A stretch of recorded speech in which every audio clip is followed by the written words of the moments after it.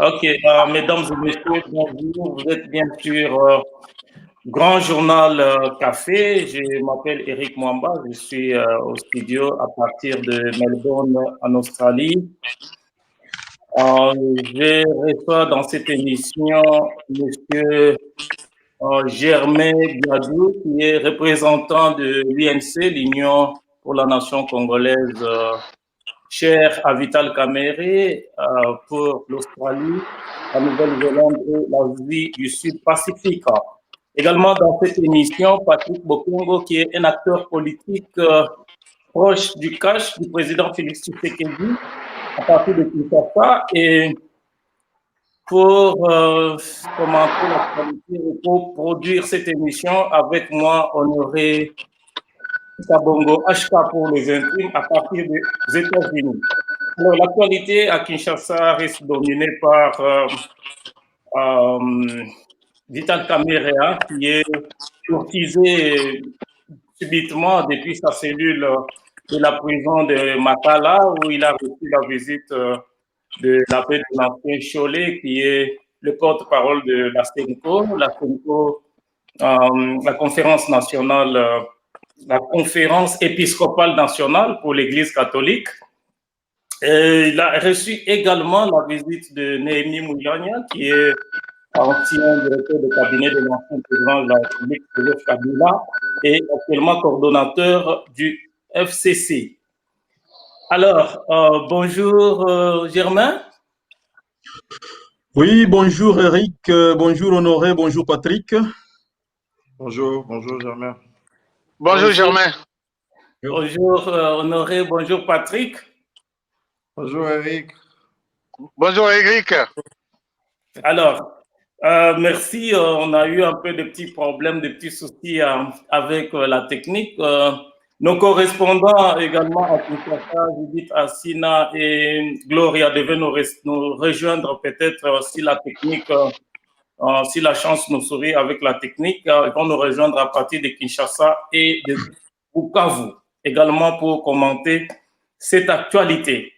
Alors, on va commencer avec Germain. Germain Vital Kamere, le leader de l'UNC, qui est aussi le principal allié du président Félix Tshisekedi dans le cadre des tâches, a été condamné à 20 ans de travaux forcés il y a un mois dans le cadre de procès dit de 100 jours. Alors, du coup, il clame son innocence, il a interjeté la peine. Le procès a eu lieu le 22, donc juste le temps de vérifier la saisine. Le tribunal dit que la saisine ne s'est pas passée dans de bonnes conditions. L'affaire a été renvoyée au 7 août. Et du coup, Vital Kamere se retrouve au devant de la scène politique avec la visite de l'abbé Cholet et Néhémie Mouyania. Qu'est-ce que cela t'inspire, Germain? Oui, merci beaucoup pour la parole. Bon, effectivement, comme vous l'avez bien dit, je suis le secrétaire fédéral de l'UNC en Australie et camériste en même moment. Pour ce qui est de visite de ces hauts cadres, bon, je dirais que tout prisonnier a droit à la visite. Bon, je ne dirais pas ici que ces visites cachent quelque chose de politique. Bon, je ne le dirais pas parce que je n'ai pas encore de preuves. Mais comme Abbé Scholl, par exemple, c'est quelqu'un qui a toujours eu cette habitude de visiter les gens comme prélat, en faisant son apostolat dans les prisons. Et ce n'est pas parce que Vital est là que cela doit susciter beaucoup de remous. Et donc, je ne sais pas s'il y a quelque chose de politique qui se cache derrière. Moi, je ne saurais pas vous le dire parce que je n'ai pas assez d'informations sur ce sujet. Mais je sais que tout prisonnier a droit à la visite. S'agissant de Néhémie, donc, encore, il a, il a plein droit de visiter qui il veut. Et s'il a trouvé bon de visiter Vital Kamere en prison, alors que ça soit ainsi. Bon, moi, je ne viendrai pas ici et dire des choses dont je ne maîtrise bien, je ne maîtrise pas bien et que je n'ai pas aussi de vérité. Alors, je me limite à ce sujet parce que ce n'est pas seulement ces deux personnalités qui ont visité Vital. Il y a beaucoup, beaucoup de monde qui visite Vital et que ce soit des personnes de droits de l'homme, que ce soit les membres de l'UNC, que ce soit des personnes de bonne volonté. Donc, ce n'est pas parce que Milania a visité ou parce que l'abbé Chola a visité que ça doit créer des difficultés, des problèmes. C'est ça. Ok, on va revenir à ton égard dans cette émission, Germain. Patrick, ces visites ont lieu au moment où les relations entre CACH et FCC ne sont pas au beau fixe. Même au niveau du gouvernement, il n'y a pas cohésion. Il y a eu récemment la démission du vice-premier ministre, ministre de la Justice. Et puis, il y a les ordonnances du chef de l'État réorganisant l'armée et la magistrature qui ont créé des polémiques puisque le Premier ministre qui s'est trouvé en mission de service, son compte très sain a été fait par le vice-premier ministre, ministre de l'Intérieur, qui faisait son intérêt et qui est une personnalité proche du président de la République. Et on sait que Vital Kamerhe n'a pas été officiellement remplacé par le chef de l'État puisque son intérim est toujours assumé par l'un de ses directeurs de cabinet adjoints. Il avait trois adjoints. Alors, l'un d'eux, le professeur Eberhard, assume son intérim, bien qu'il a été aussi nommé par ordonnance présidentielle. Qu'est-ce que toi, ces visites t'inspirent? Est-ce que ça cache quelque chose? Patrick.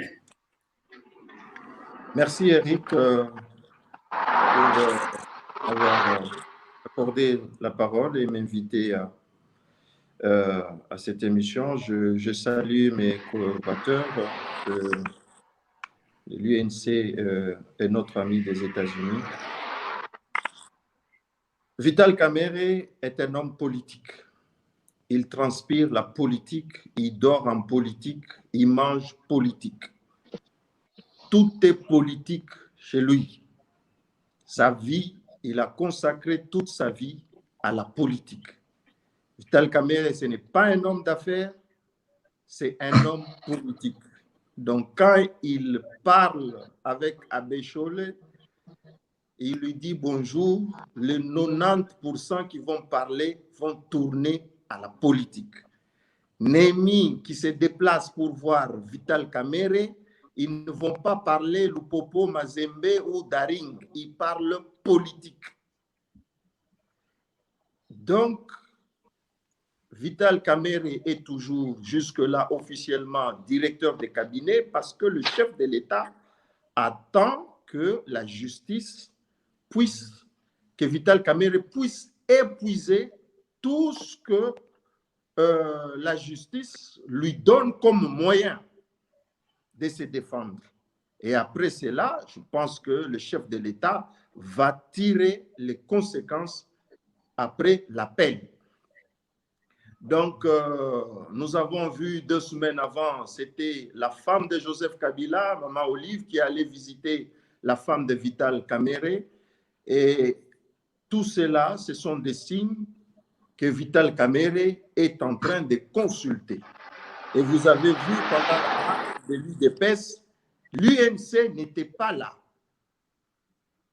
L'UNC n'était pas dans la marche et ils ont fait, les jeunes de l'UDPS et de l'UNC ont fait leur marche après.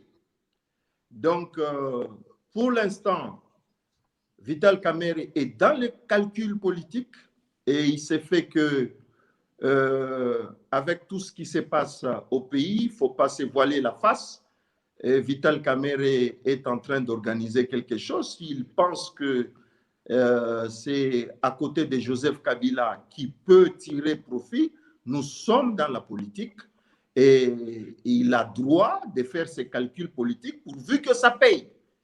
Mais pour nous, personne ne peut mentir l'autre. Vital est en train de consulter parce qu'il se trouve dans une mauvaise position et en tant que président de l'UNC, il utilise tous les moyens possibles pour sortir là où il est. Et c'est ce qu'il est en train de faire. Ce n'est pas pour parler football. On te garde.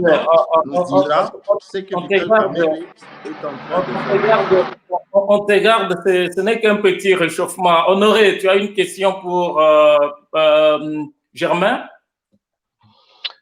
Oui, pour Germain, bonjour Germain. Et puis, j'ai suivi l'intervention de Germain qui ne souhaite pas trop se prononcer sur la question. Effectivement, Germain a raison, puisque quand les histoires sont encore à la cuisine, on a du mal à déterminer les goûts.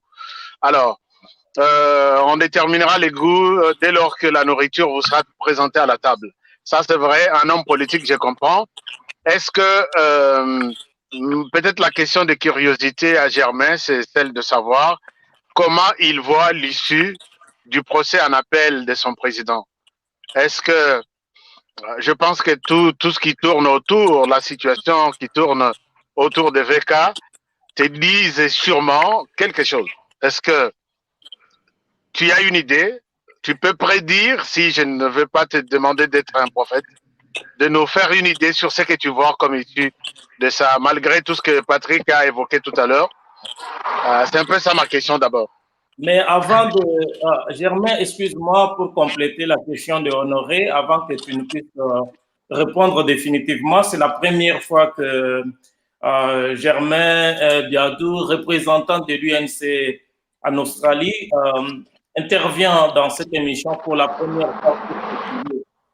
Germain, j'aimerais que tu puisses donner ta lecture d'abord d'une manière générale par rapport au procès lui-même, par rapport à la poursuite elle-même de Vital Kamerhe, directeur du cabinet du chef de l'État, qui a été poursuivi dans le cadre du procès de 100 jours.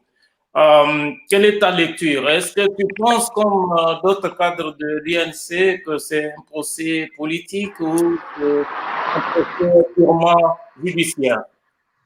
Mais je pense que, merci beaucoup d'abord pour la question et la parole. Je pense que, départ la situation actuelle, nous sommes de même avis que le procès lui-même, c'est un procès purement politique.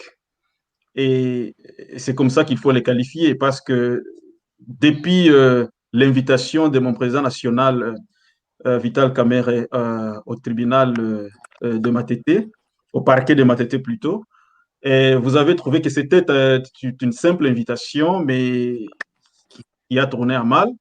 Et Vital s'est retrouvé à Makala, et sans preuve, sans aucune preuve matérielle. Quelqu'un qui était appelé comme renseignant, mais qui se retrouve à Makala. Je crois que aujourd'hui, c'était disons, la 8e demande de liberté provisoire qui a été rejetée. 8. Et jusque-là, la justice n'est pas à mesure de nous présenter une moindre preuve montrant que Vital Kamerhe a détourné. Parce que c'est de ça qu'il s'agit. Et de toutes les façons, on est parti d'une simple invitation jusqu'à la condamnation. Et on condamne quelqu'un sans preuve matérielle dans le pénal. Ça n'existe jamais. Ça n'existe jamais. Bon, ce qui démontre réellement que le procès de 100 jours est un procès purement politique. Parce que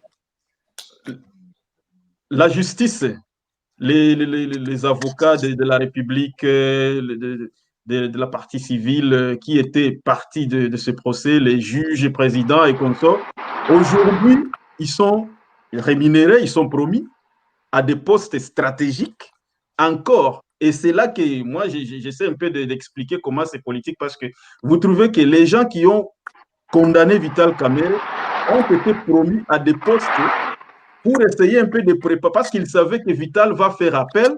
Ils commencent maintenant à placer les mêmes personnes à des postes stratégiques là où ils vont encore se croiser avec Vital Kamerhe. Et c'est ce qui est en train d'arriver, c'est ce qui est en train de se passer. On va y arriver. Comme ça, tu auras l'occasion de répondre à la question de Honoré. Mais je voulais dire que en tant que journaliste habitué des affaires judiciaires, je sais que du statut des renseignants, quand on se présente devant les magistrats, on peut passer à un autre statut. Donc ça, ce n'est pas nouveau, et c'est ce que d'ailleurs les juges, les magistrats répondent à cette préoccupation. Et aussi, tu as soulevé le problème de preuves. Les magistrats ou les habitués de palais de la justice parlent des crimes à col blanc, qui ne laissent pas nécessairement de preuves matérielles. C'est pour cela qu'on a évoqué la question de infraction intellectuelle. Tu réponds à ça, et puis tu réponds à Honoré, puisque tu as commencé à effleurer cette question. Tu dis que les magistrats ou les juges du premier degré ont été récompensés pour continuer à poursuivre Vital Kamerhe. Qu'est-ce que tu réponds? C'est pas la particularité de Vital Kamerhe. Quand un magistrat t'invite au parquet ou au tribunal du statut de témoin ou de renseignant, tu peux passer au statut de prévenu. Mais on peut passer des statuts de prévenu si on a des preuves, on a des indices de culpabilité. Mais quand on parle d'indices de culpabilité, mais on ne démontre pas effectivement où sont ces indices, parce que il doit y avoir des pièces, des documents qui démontrent réellement qu'il y a eu détournement, il y a eu soit un transfert bancaire quelque part, mais il n'y en a pas eu. C'est juste après les 7 heures de questionnement de Vital Kamerhe que finalement le parquet s'est rendu à la banque et au ministère des Finances pour chercher des documents, après avoir entendu Vital. Ça ne se fait pas. Hein? Donc, et ça ne se fait pas. Ok, il clame son innocence. Hein? Alors, la question de Honoré, quelle est la chance de Vital Kamerhe le deuxième? Je dirais que la chance, je crois que la partie accusatrice est déterminée de ne pas permettre à Vital Kamerhe de sortir de prison. Parce qu'il y avait le procès en appel, et comme les avocats de la République n'étaient pas bien préparés pour affronter, et Coco Kayoudi, vous l'avez tous suivi quand il a demandé à ce qu'on reporte ça pour qu'il se prépare. Et je me souviens qu'il a il a dit qu'il y a des gens qui ne font pas partie des procès qui sont en appel. Et là, il faisait allusion à Daniel Massaro, par exemple. Et on se pose la question de savoir, alors si Massaro n'est pas permis de faire appel parce qu'il ne fait pas partie du procès, et pourquoi alors il est en prison? S'il était témoin, pourquoi alors le garder en prison? Pourquoi le condamner? Et ça, c'est 2 poids 2 mesures. Vous voyez? Et c'est comme ça que, même si, moi je suis convaincu que même si, parce qu'on a repoussé ça au 7 août, je ne vois pas d'issue. Je ne vois pas d'issue. Alors, avant de revenir à Honoré, Patrick, l'UDPS est en coalition avec l'UNC. On n'a pas vu aussi l'UDPS à la manifestation de l'UNC. Hein, c'est ça que je voudrais répondre. Je voudrais répondre à cette question. Je voudrais aussi répondre à Patrick quand il a dit que l'UDPS est allé seul à la manifestation et l'UNC seul. Et je pense qu'il faut différencier ces 2 manifestations. La manifestation de l'UDPS était de pouvoir contrecarrer l'entérinement de Ronsard Malonda à la tête de la CENI. Je crois que c'est ça. Oui. Tandis que celle de l'UNC, c'est réclamer la libération de Vital Kamerhe. Alors, si réellement l'UDPS est consciente du fait que nous sommes en coalition, l'UDPS aurait peut-être appelé ou s'est concerté avec l'UNC et dit, bon, nous sommes en coalition, faisons cette manifestation. Ils ne l'ont pas fait. Ils ont ils ont préféré aller seuls. Vous voyez? Et c'était ça. Alors moi, je ne vois pas pourquoi mon frère Patrick peut considérer ça comme, c'est pas quelque chose de grave. Mais C'est ça. Patrick, réaction. Non, mais l'UDPS n'est pas allé à la manifestation l'UDPS ne s'est pas associé à l'UNC pour réclamer l'acquittement de Vital Kamerhe, alors que les deux partis sont en coalition. Ils sont en classe. Cette manifestation, je connais même les personnes qui n'ont rien à voir avec la coalition des partis politiques de l'opposition.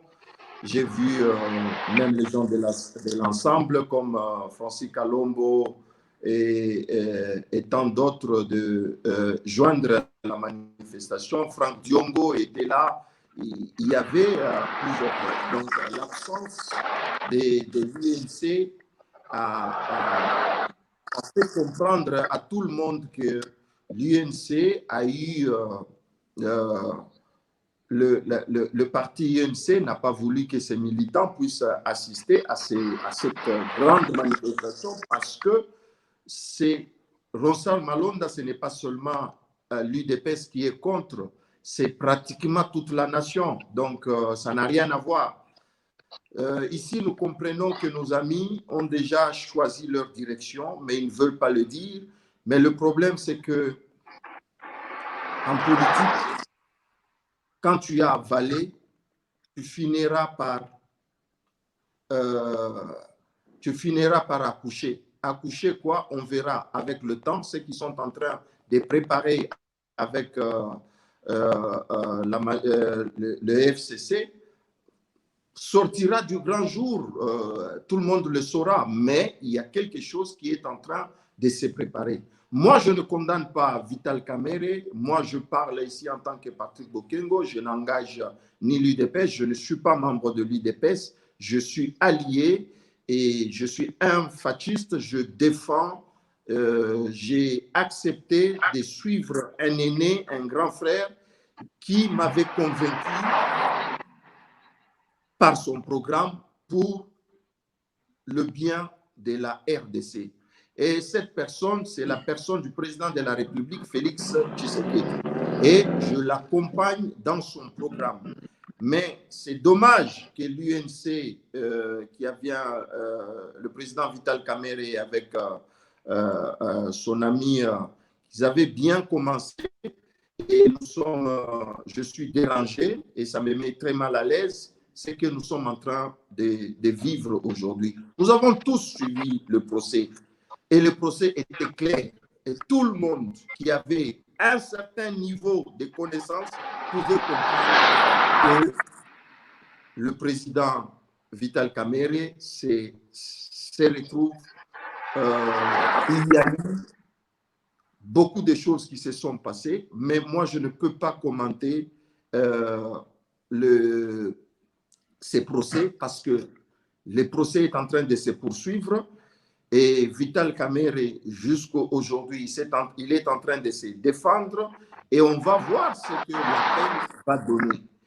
Et c'est aussi question de dire, nous devons être conséquents dans ce que nous sommes en train de faire. Si nous voulons bâtir ce pays, si nous, jeunes aujourd'hui, cadres de demain, nous voulons diriger ce pays, nous devons d'abord commencer par respecter les institutions. Donc, respecter notre justice. Quand on balaye par une main comme ça que cette justice est politisée et tout ça, je trouve que c'est irresponsable pour nous. Et tout le monde a suivi le procès. Le président Vital avait du mal à se défendre. Même ils avaient du mal à prouver qu'ils étaient innocents. Donc, laissons la justice faire son travail. Ils sont partis en appel. On va voir ce que ça va donner. Et tout le monde va tirer les conséquences. Moi, si Vital est acquitté demain, je vais applaudir toujours la justice parce que je suis censé respecter cette justice, malgré que nous savons que la justice a des problèmes et le gouvernement est en train de faire des efforts pour que ça soit une justice équitable et nous devons, nous, en tant qu'acteurs, les accompagner. Voilà. Honoré, tu t'adresses aussi bien à Patrick qu'à Germain, à Honoré. On a perdu Honoré apparemment. Honoré? On a perdu Honoré apparemment. Alors, Germain, Ouais. Je suis là, je suis désolé. Ok. Oui, oui. Honoré, je suis là, je suis désolé. Bon, en fait, je n'ai pas compris votre question. Jusque-là, ça s'est coupé un tout petit peu. Et je disais que tu réponds, tu réagis aussi bien à Patrick qu'à Germain. Exactement. Je voudrais réagir un peu dans le sens de pouvoir peut-être accompagner un peu Patrick et faire une petite mise au point à Germain. Je pense que, comme l'a dit Patrick, les procès VK, cher Germain, je pense que ce n'est pas un procès politique. Tout celui qui comprend la langue française et qui a suivi les verdicts doit se rendre compte que VK est d'une manière ou d'une autre, directement ou indirectement, auteur de cette question du détournement. Et il s'agit de 57 millions de dollars. Moi, j'ai vu un gouverneur aux États-Unis condamné pour 8 000 dollars. Les ministres des Finances de Donald Trump, Mike Tiger, quelque chose comme ça. Il a été limogé du gouvernement juste pour avoir pris les jets privés à la place d'un vol commercial alors qu'il était en mission de service de l'État américain. Il a été limogé pour 8 000 dollars. C'était la course de cet avion-là. Alors ici, nous parlons de 57 millions de dollars. Et quand vous suivez, je peux vous amener encore plus loin, tous les meilleurs films que nous suivons à travers le monde, les meilleurs films compriment les acteurs là, nous apprécions les films. Mais les responsables du film, c'est les réalisateurs. On ne les voit jamais. Et ces réalisateurs, si le film est apprécié, c'est à lui les fleurs. Alors, les rôles que VK a joué dans cette histoire, c'est très, très, très important. On ne pouvait pas aller voir VK prendre de l'argent à la banque. On ne pouvait pas voir VK se promener avec de l'argent dans son véhicule. Mais il leur donne l'exécution, le retrait, l'exécution, les partages, ainsi de suite. C'est les rôles clés qui devraient être joués dans ce procès. Donc, j'ai du mal. Les procès politiques, très souvent, c'est peut-être il a tenu un meeting, on l'appelle, on les bloque.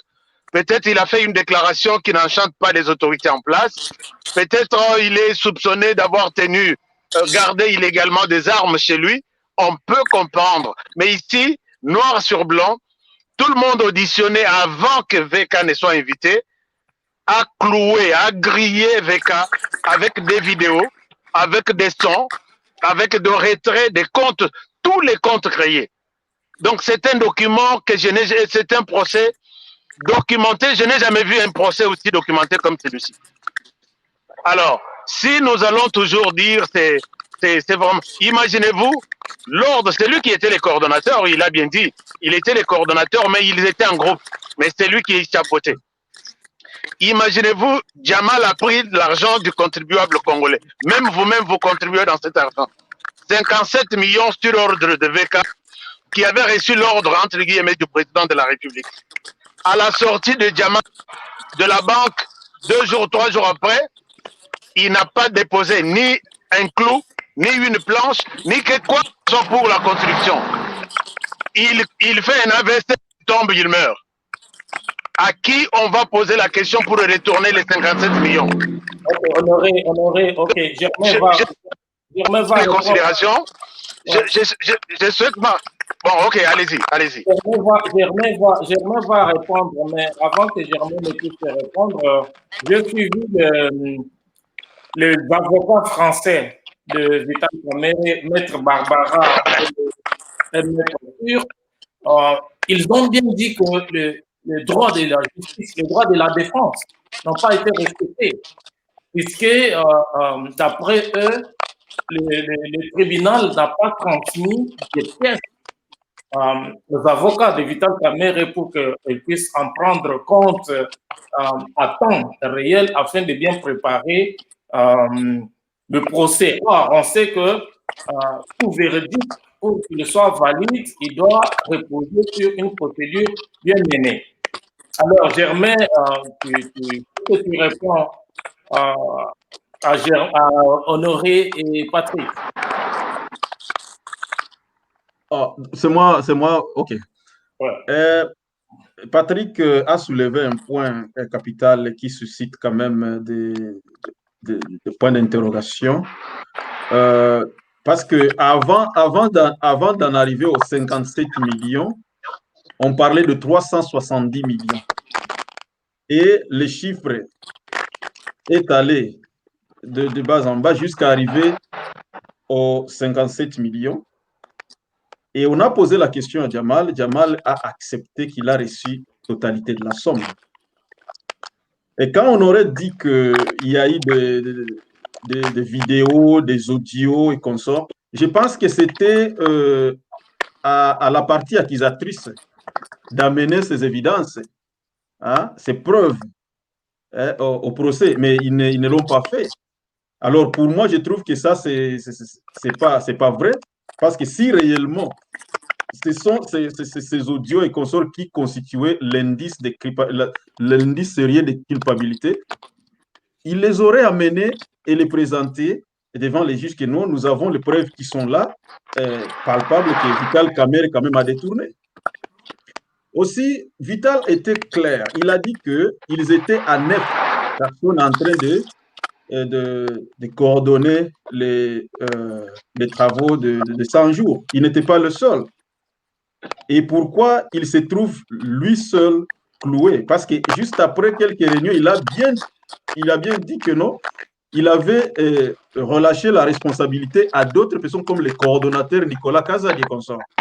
Mais on les amène tous comme des témoins, on ne les interpelle pas, on ne les arrête pas et on les laisse. Mais on cloue Vital quand même. C'est là où il y a des problèmes. C'est là où tout le monde pense que ce procès, c'est un procès purement politique. Je crois que on a considéré ça comme Vital Kamerhe comme cobaye pour essayer un peu de tester l'état de droit.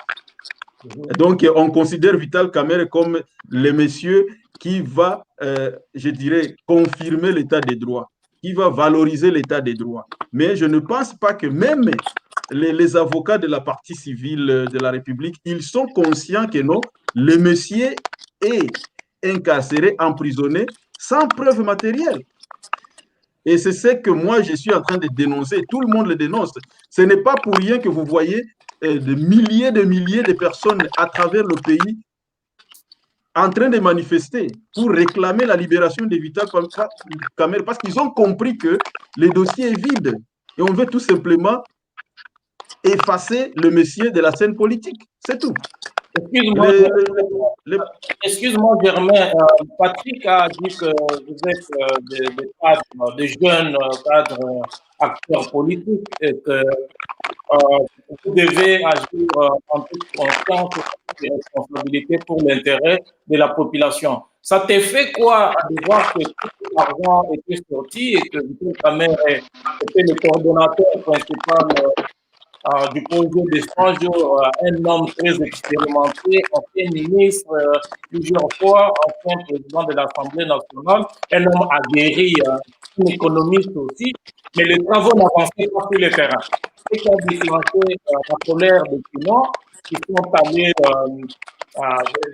démolir les clôtures, parce que on pensait que les travaux se faisaient à l'intérieur, mais les clients ont constaté qu'il n'y avait aucun avancement, il n'y avait pas de travaux à l'intérieur. Et le chef de l'État, lors du Conseil des ministres, il a demandé qu'on ouvre les enquêtes. Ça t'a fait quoi en tant que jeune cadre de voir que tout cet argent était sorti, mais les travaux n'avançaient pas?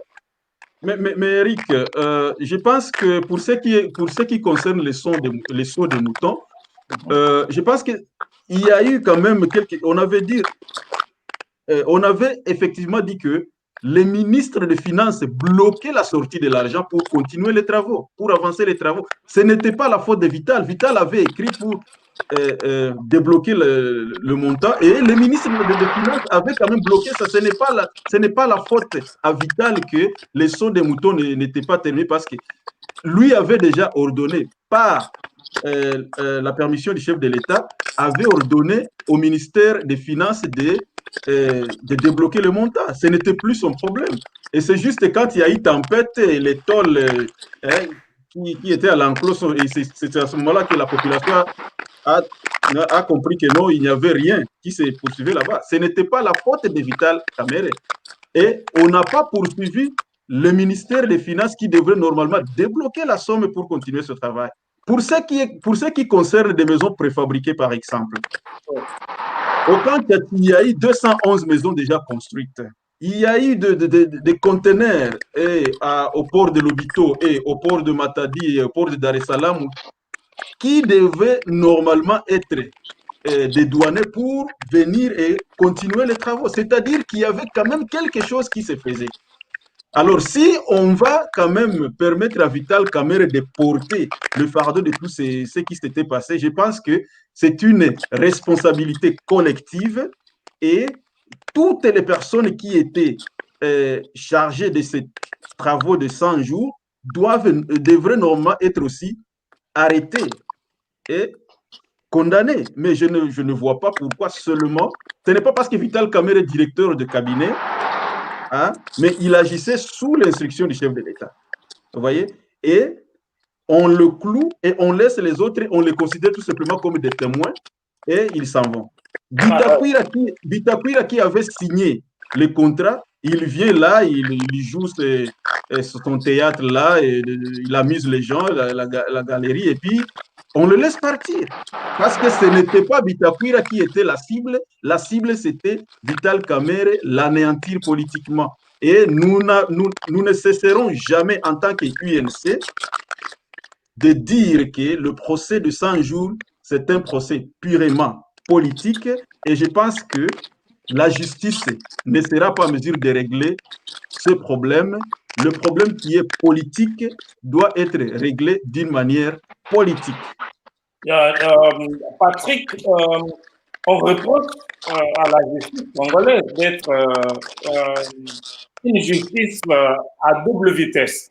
Donc, Vital Kamerhe n'est pas la seule personne qui est impliquée dans la mégestion, le détournement ou la gabegie financière. Eric Mwamba, je voudrais un tout petit peu.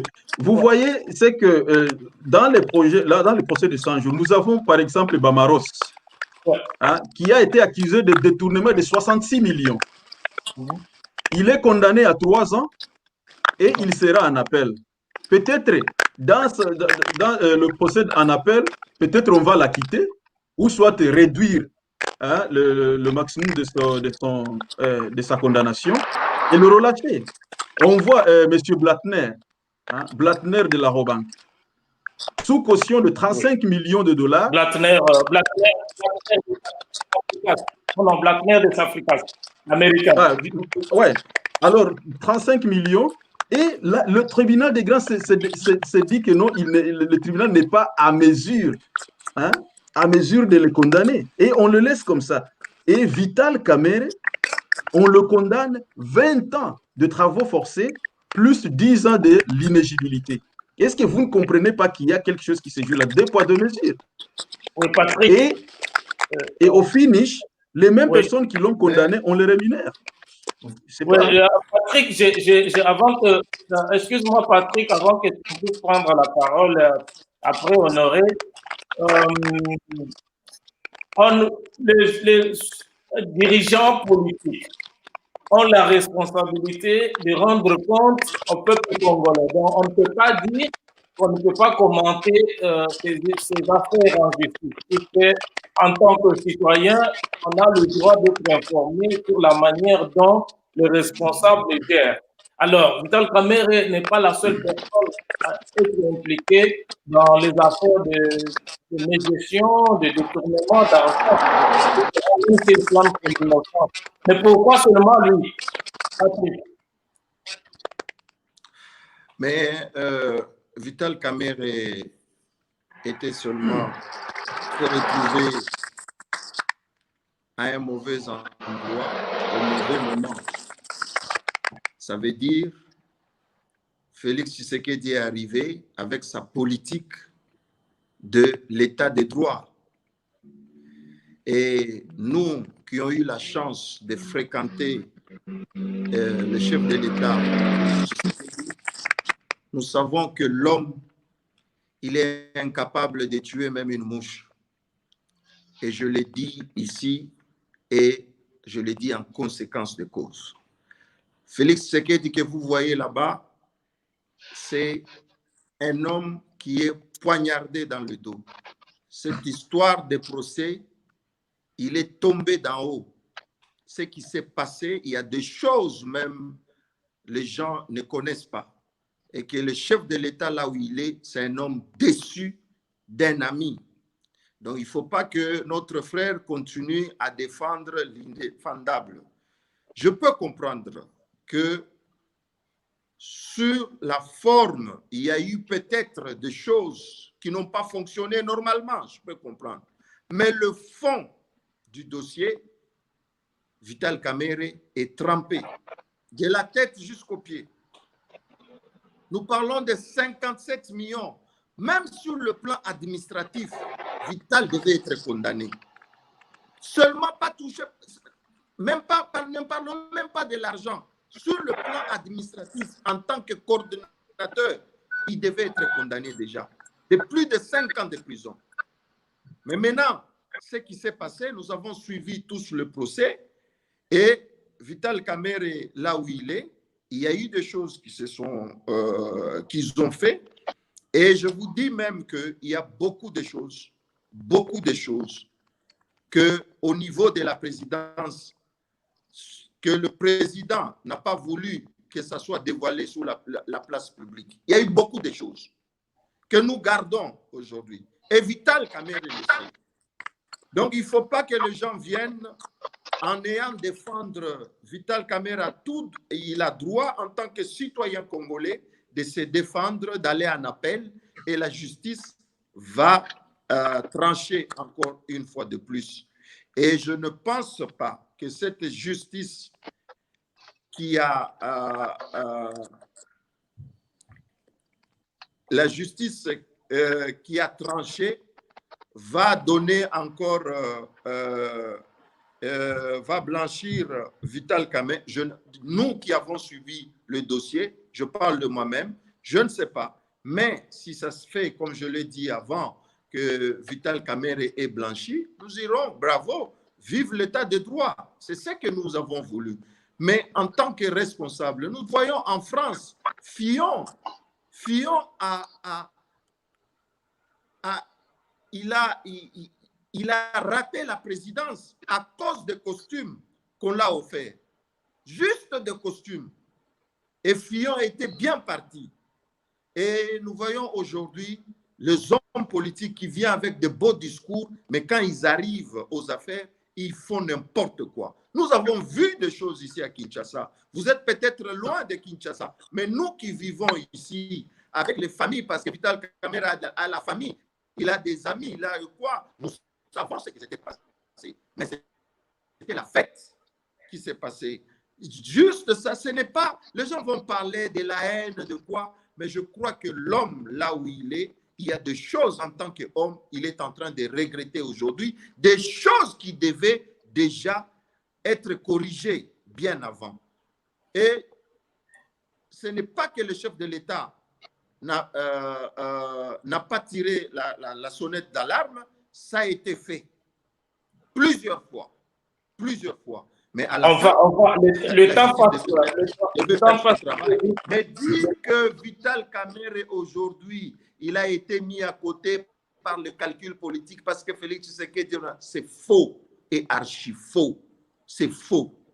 L'homme est tombé de lui-même Et les gens qui parlent même, oui, Félix doit être impliqué. J'ai dit ici, si Félix était impliqué, Vital Kamerhe ne devrait pas être là où il est. Je l'ai dit et j'assume ce que je dis. Oui, Donc, Honoré. Arrêtons de spéculer. Le temps passe très vite, Patrick. Honoré, Vital Kamerhe agissait au nom du chef de l'État.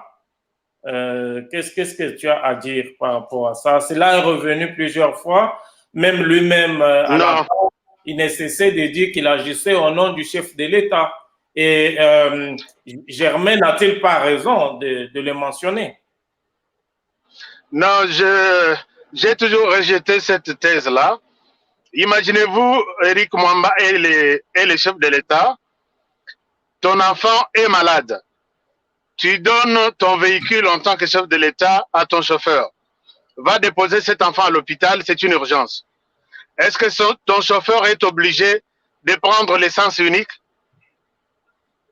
Est-ce que ton chauffeur est obligé de courir à la place de 60 vitesses limite? Lui va à 80 puisqu'il est envoyé par les chefs de l'État? Non. Est-ce que le chef de l'État lui a dit prends ce véhicule, tu vas dépasser tous les feux rouges, ne t'arrête pas, mais tu vas tomber dans un ravin, tu meurs. Même si c'est le chef de l'État qui t'avait envoyé. Moi, je ne pense pas que c'est une thèse qu'il faut tenir. Vital Kamerhe, c'est quelqu'un de très intelligent.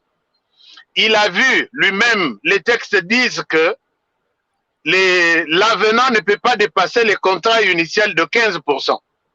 Mais là, on va jusqu'à 200%. Il a vu et il ordonne le paiement entre nous.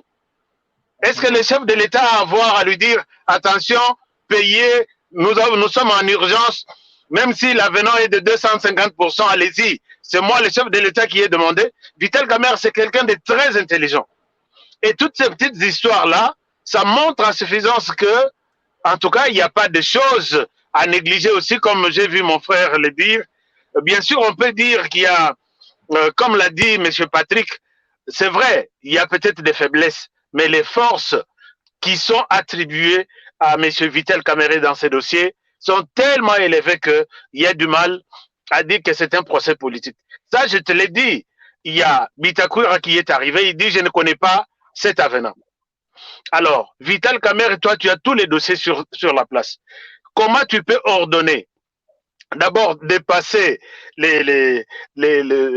l'organe habilité à faire des appels d'offres? Tu dis c'est une urgence, ok.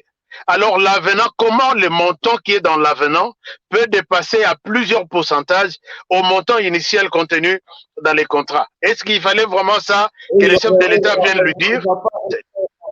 On ne va pas refaire toute l'histoire. Il nous reste. Donc, ce sont des petits éléments.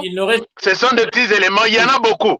Ce sont des petits éléments. Il y en a beaucoup qui montrent à suffisance que VK, ce n'est pas un procès politique. Même s'il cite le chef de l'État qui lui aurait donné l'autorisation, mais en tout cas, jusqu'à ce niveau-là, ce n'est pas aussi acceptable.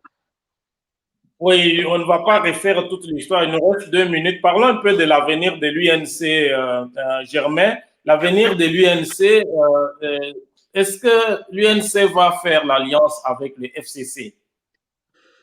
Est-ce que l'UNC va se cache pour faire...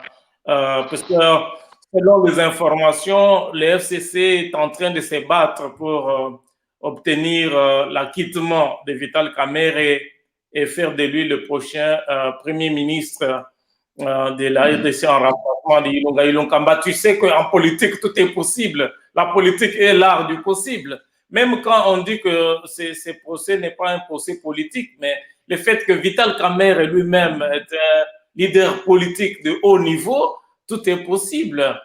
Est-ce qu'on peut s'imaginer dans un jour que l'UNC se retrouve en alliance avec le FCC? Germain. Merci beaucoup, Eric. Tout d'abord, je ne les vois pas venir, mais la politique est dynamique aussi, donc ça peut arriver, mais pour le moment, je ne les vois pas venir. parce que les caciques d'IFCC PPRD ont fait beaucoup du mal à Vital Kamerhe. Vous vous souviendrez depuis l'évincement de Vital Kamerhe du perchoir 2009. Donc, je ne pense pas que Vital Kamerhe puisse jouer ce genre de jeu. Mais en politique, tout est possible. Mais en tant que UNC, moi, je n'ai pas encore eu des informations sur ce fait. Et ce sont des informations de Radio Trottoir, quelque part, on en parle, bien sûr, je l'ai aussi suivi, mais je n'ai pas assez d'informations pour vous dire que non, nous allons faire une coalition avec le FCC, ça ne va pas arriver parce que nous sommes en coalition avec l'UDPS, c'est caché, nous sommes au pouvoir et l'UNC et l'UDPS restent en coalition et nous continuons à diriger le pays ensemble. Donc, ceux qui parlent de la coalition FCC, bon, je ne sais pas. Mais aussi, le FCC est en coalition avec Cash. Si le FCC veut puiser dans Cash pour trouver le Premier ministre, qu'il en soit ici. Ah, c'est normal. Alors, oui. C'est normal parce que nous sommes tous en coalition. Alors, moi, je ne sais pas si la présence de Néhémie à Makala, cela dénoterait que non, on est en train d'aller puiser Vital Kamerhe de la prison pour le nommer Premier ministre. Moi, je ne sais pas. Non, mais puisqu'on ne voit pas l'UNC à la marche de l'UDPS et on ne voit pas l'UDPS à la marche de l'UNC, est-ce que ce n'est pas des signes qui ne trompent pas? Bon, moi, je vais vous dire quelque chose, monsieur Eric, c'est que au départ, l'UDPS n'a pas une bonne volonté de travailler avec l'UNC. Et l'acharnement contre Vital Kamerhe a commencé avant même son interpellation. Et si je ne sais pas si vous suivez beaucoup les déclarations de ces électrons libres de Parlement debout. Hein? Quand ils ont commencé à parler avant, il y a les Yokason, les Cholet, les Pasteur Guili, ils parlaient avant même l'interpellation de Vital Kamerhe. C'est-à-dire il y avait déjà un acharnement, il y avait quelque chose qui se tramait déjà. Vous voyez? Et ce sont tous les gens de l'UDPS. Autre chose, Vital Kamerhe avait demandé à l'UDPS à ce qu'on transforme Caché en plateforme politique. Vous voyez? Et Kabound avait refusé. Mais aujourd'hui, je suis tout simplement ravi de voir que Kabound maintenant est en train d'entreprendre ces démarches pour que Cash devienne une plateforme politique. Vous voyez? C'est ça, mais l'UDPS n'a pas aussi joué le franc jeu ici. Vous voyez, l'UDPS n'a pas joué le franc jeu. Et parce que nous avons des interviews, nous avons des audios dans lesquels les gens de l'UDPS sont en train je dirais, de clochardiser Vital Kamerhe, de vilipender Vital Kamerhe et dire que non, pourquoi le président de la République a pris quelqu'un d'un autre parti politique pour le nommer son directeur de cabinet. Mais ils disent que ça ne se fait pas. Excuse-moi, Germain, la tradition à l'UDPS, qui est un parti qu'on appelle eux-mêmes, hein, ils appellent leur parti la pyramide renversée, c'est-à-dire c'est le seul parti au Congo où les militants souvent s'opposent même aux décisions de leurs dirigeants. Ça, on a vu ça plusieurs fois. Et je ne pense pas qu'ils le font uniquement pour Vital Kamerhe.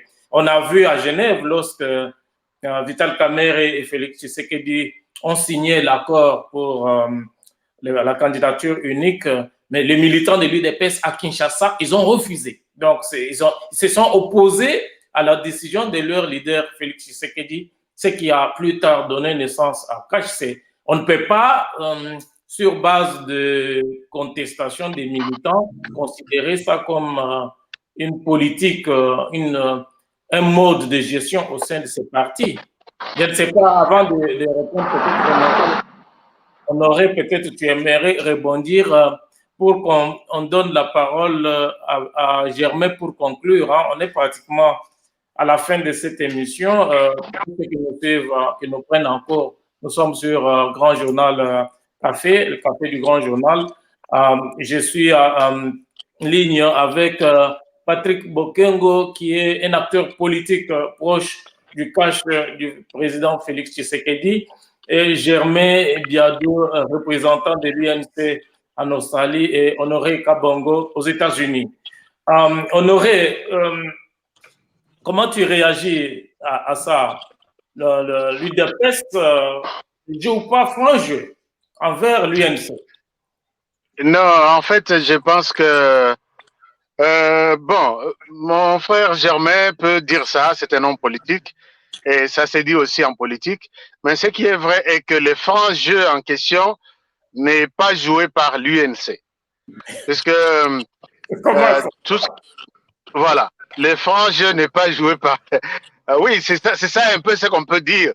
Puisqu'aujourd'hui, quand on voit, même tous ces événements mettent quand même des puces à l'oreille qu'il y a quelque chose qui s'est préparé bien avant. Vous vous imaginez quand il y a eu des soupçons de 15 millions de dollars.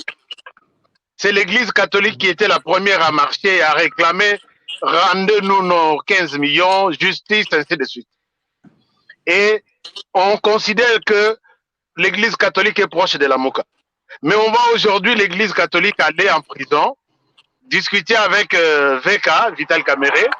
Je ne crois pas qu'ils sont allés dire, écoutez, quand Jésus est entré en Jérusalem, il y a eu des rameaux, ainsi de suite. Non, c'est pas ça.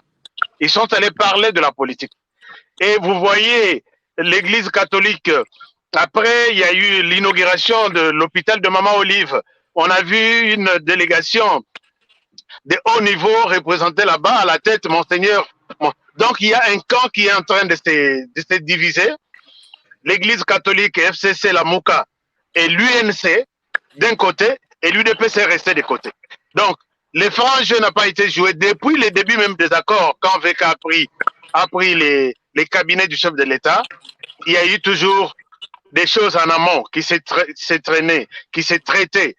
VK avec une autre bande de sa vision et une autre face A qui était pour le président de la République. C'est ça, en réalité, les francs jeux qui n'étaient pas du tout de la part de l'UNC. Donc, d'une manière générale, bref, je peux dire que ce qui est arrivé, et tout le monde était, même si on avançait avec l'UNC, l'UDPS avançait avec de réserves. Ce n'est pas une surprise. Je peux revenir sur l'histoire et vous donner toute une série d'événements. Vous allez me dire que on n'a plus de temps. On n'a plus de temps, mais les francs jeux comme tel n'a jamais été l'apanage de l'UNC. Ça, c'est pour. Ouais. On va organiser peut-être une émission spéciale pour évaluer les bilans de l'UNC et l'UDPS à la tête du pays. Alors, vous constatez que je donne beaucoup de temps à Germain, puisque vous allez comprendre ça, puisque c'est lui qui représente Vital Kamere. Mais on est à la fin vraiment de cette émission. Patrick, tu as 2 minutes et après, Germain va conclure. Patrick, l'UDPS ne joue pas franc jeu. Il y a 2 minutes. Non, mais écoutez, on est en politique. Hein. On est en politique. En politique, tous les coups sont permis, mais sans tuer. Nous sommes en politique. VK, c'est un animal politique. Ce n'est pas n'importe qui. Même si on l'a condamné à 20 ans de prison, ce n'est pas pour rien qu'il se retourne à son ancien allié, Joseph Kabila. Nous sommes en politique. Il est en train de travailler pour sortir là où il est. Parce qu'il faut savoir que d'ici 6 mois, nous serons à 2 ans de mandat. Donc, 2023 est à l'horizon. Donc, tout le monde est en train de se positionner. Et VK, voilà, donc politiquement, il commence à prendre sa direction. Félix Tshisekedi aussi les choses sont en train de, l'UDPS aussi est en train de travailler, tout le monde est en train de travailler, la MOUK est en train de travailler. Donc, voilà, mais dire qu'on ne fait pas franc jeu, c'est faux parce que même quand le Kabound était contre Vital Kamerhe, le chef de l'État le soutenait toujours. Toujours et toujours. Et il y a eu des menaces du côté de l'UDPS, des vraies menaces. Mais le chef a résisté pour sauver son allié. La preuve est que Vital Kamerhe est toujours en prison. Le chef n'a pas pris le décret pour nommer quelqu'un d'autre parce que c'est une marque de considération et de respect. Ce n'est pas parce que Vital Kamerhe a fait ce qu'il a fait, voilà, en politique, mais ça reste son frère, ça reste un ami, et on ne sait pas demain, en politique, on peut rebondir à tout moment. Donc, Vital Kamerhe, il n'est pas mort. Vital Kamerhe est toujours là, même en prison, il peut toujours jouer un rôle. Donc, on ne peut pas aujourd'hui dire qu'on l'a enterré définitivement. Et nous sommes en train de voir, et on va voir ce que l'appel va donner. Mais nous sommes en politique, il n'y a pas de cadeau, on ne se donne pas de cadeau. En 2023, tout le monde est en train de constituer sa majorité pour se présenter devant le peuple. Mais dire que c'était un procès politique, c'est faux et archi faux. Vital Kamerhe est tombé. Il est tombé comme l'ancien directeur de FMI. Donc, même tes ennemis, pour te faire tomber, Dominique Strauss-Kahn, même tes ennemis, pour te faire tomber, ils vont mettre devant toi tes faiblesses. Et c'est par là où je conclue. Germain, peut-être, j'aimerais qu'on revienne un jour pour évaluer le bilan de l'UNC UDPS à la tête du pays, puisqu'il y a beaucoup de choses qu'on a observées et beaucoup de choses aussi qui ont été dites. Par exemple, la communication du chef de l'État ne peut pas attendre, avec l'expérience de Vital Kamerhe, qui ministre de la communication, par exemple, et de l'UNC, le directeur de la communication du président de la République, Madame Lydie Omanga, était de l'UNC, etc. Et il y avait beaucoup de choses à reprocher dans l'organisation même du cabinet du chef de l'État. On reviendra là-dessus un jour, mais ma dernière question, d'autres sources pensent que le procès Kamerhe a été boutiqué par l'UNC pour priver le président Félix Tshisekedi de son meilleur allié et le récupérer après. Qu'est-ce que tu penses? Je pense que ça, c'est faux. Ce n'est pas l'UNC qui a boutiqué. Pourquoi l'UNC doit faire des choses pareilles, de laisser le FCC. Ok, voilà. Le FCC, bien sûr, Shadari était clair. Shadari était clair quand Tunda Yakassende était interpellé et relâché. Parce que lui ne mâche pas ses mots, et il a lâché ce mot-là que non, c'est nous qui avons demandé à ce qu'on on touche dans le projet de 100 jours.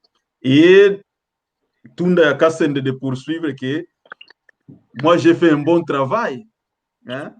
J'ai fait un bon travail et on doit me féliciter pour ça. Vous voyez? Et Shadari a assumé ce qu'il avait dit. Et vous trouvez que c'est normal parce qu'ils ont trouvé qu'avec Vital Kamerhe en coalition avec Félix Tshisekedi, le FCC était convaincu que le duo allait faire quand même quelque chose de bon pour le pays. Alors, ils ont fait tous les moyens possibles, les manœuvres possibles pour bloquer cet avancement, ce duo de travail entre Vital Kamerhe et Félix, et ils ont réussi à faire ça. Et pourquoi ils ont réussi à faire ça? Parce que même dans l'UDPS, il y a ces gens-là qui ne voyaient pas de bon œil la présence de Vital Kamerhe aux côtés du chef de l'État. Alors, le FCC a profité de cette occasion, de ces malentendus, pour quand même forcer l'arrestation de Vital Kamerhe ce qui est arrivé. Donc, tu confirmes que le FCC peut organiser l'emprisonnement de Vital Kamerhe et il peut organiser aussi sa libération. Bon, moi, je ne le confirme pas parce que quand la maladie entre, c'est difficile d'être guéri. Il faut des étapes et des étapes. Mais c'est facile à être malade que de facile à être guéri. Moi, je ne dis pas que le FCC boutique des manœuvres pour sortir Vital Kamerhe de prison. Ils ne le feront pas. Pourquoi? Parce qu'ils savent qui est Vital Kamerhe. Et aux côtés du président de la République, Vital Kamerhe était en train de contrecarrer leur plan. Et c'est pourquoi ils ont tout fait pour les garder à Makala. Moi, je ne pense pas, je ne suis pas vraiment convaincu que le FCC peut faire quelque chose pour sortir Vital de prison. Moi, je ne le pense pas. J'ai peut-être... Merci beaucoup, en tout cas, à tous les trois pour votre temps. Patrick Bokengo, acteur politique proche du Tshisekedi à Kinshasa. Honoré Kabongo, journaliste, responsable de journaliste, chef de bureau aussi du grand journal aux États-Unis. Germain Biado, représentant de l'UNC de Vital Kamerhe en Australie. Il est très tard, hein, Germain, en tout cas. Merci particulier pour ta disponibilité. On va vous recontacter pour organiser une émission spéciale sur le bilan de l'UNC et l'UDPS à la tête du pays. Alors, s'il vous plaît, je vous donne à chacun 30 secondes pour un petit mot de la fin. Je commence par encore Germain et puis Honoré et je termine avec Patrick. 30 secondes, Germain. Le mot de la fin. Bon, merci beaucoup. Je voudrais tout d'abord vous remercier en particulier pour nous avoir permis d'être présent dans votre journal. Je remercie Honoré depuis les États-Unis, mon compatriote Patrick depuis Kinshasa. Et aussi, je voudrais tout simplement dire que nous sommes dans une situation qui est vraiment exceptionnelle pour ce qui est de Vital Kamerhe et je suis sûr et certain que la justice va encore se réunir et se retrouver et dire le vrai droit. Et dire le vrai droit parce que je reste convaincu que Vital Kamerhe est innocent et il doit normalement recouvrer sa liberté. Parce que excuse-moi, on n'a pas tout le temps, Germain, mais excuse-moi de t'interrompre brutalement. Merci pour ça, Honoré. Oui, merci beaucoup, Eric. Merci à tout le monde. Je pense que la situation de VK, c'était organisé par l'FCC. Je pense qu'ils ont fait un mauvais jeu, puisque je ne vois pas la sortie de VK pour l'instant. Ils ont mal joué leur carte. Puisque, comme nous l'avons évoqué autour de cette table, VK, même les textes le disent que la corruption n'est pas seulement l'auteur principal. Il y a la corruption directe et indirecte. Selon les codes de procédure pénale, tout le monde est impliqué dans la corruption. Donc, si aujourd'hui on essaie de voir si VK, je ne vois pas par quelle porte VK sortira de la prison. Je sais qu'en appel, très rapidement, en appel, il y a 3 possibilités. La première possibilité, on peut annuler le jugement, le premier jugement qui a condamné VK. La deuxième possibilité, on peut modifier ce jugement, soit pour dire, donc, l'annulation, c'est par exemple pour dire, VK, tu es innocent, tu es libéré, tu es libre de toute ta vie. Modification, on peut revoir juste peut-être au lieu de 20 ans, puisque je n'ai pas eu le temps de l'expliquer. Tu as dépassé 30 secondes. Je n'ai pas eu le temps de l'expliquer ici.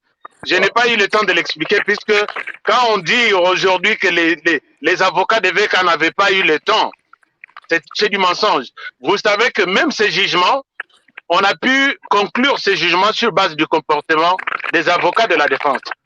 Tantôt ils évoquaient l'inconstitutionnalité, tantôt ils évoquaient l'incapacité de la cour qui a siégé et finalement ils n'ont pas plaidé. Ils n'ont pas plaidé. On en parlera. Et tu vois bon, en fait, donc bonne chance avec s'il veut être récupéré par l'FCC, ça ne sera pas une surprise. On connaît déjà Comment la carte se joue? Merci Honoré, c'est encyclopédique, on ne pourra pas finir d'en parler comme ça dans une heure. Patrick, 30 secondes. Mot de la fin. Merci Eric, merci à mes compatriotes pour cet échange. Moi, comme je l'ai toujours dit, nos acteurs politiques doivent avoir pitié de cette population. Parce que c'est bien beau, nous parlons de 57 millions. Les gens meurent pour 500 francs ici au Congo. Ils meurent les gens meurent à l'hôpital parce qu'il n'y a pas de médicaments, parce qu'il n'y a pas d'électricité, parce qu'il n'y a pas d'eau. Et j'étais avec vous dans l'émission, vous avez vu un moment, j'étais déconnecté parce qu'il y a un problème de courant et nous ne parlons pas des quartiers reculés en plein Gombe. Donc, il y a des problèmes très sérieux au Congo. Et quand on se retrouve devant 57 millions qui disparaissent comme ça dans la caisse de l'État, ça fait mal. Ça fait très mal.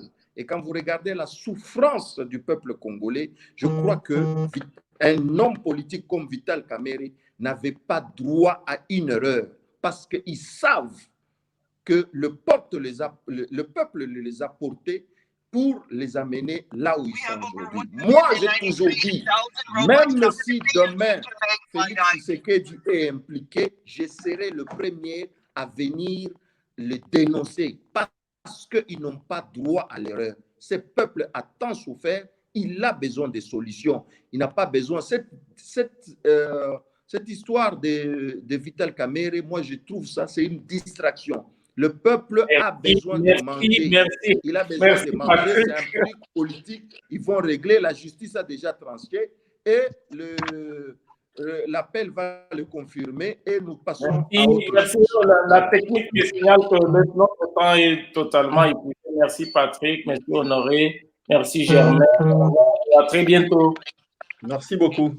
À très bientôt. Merci.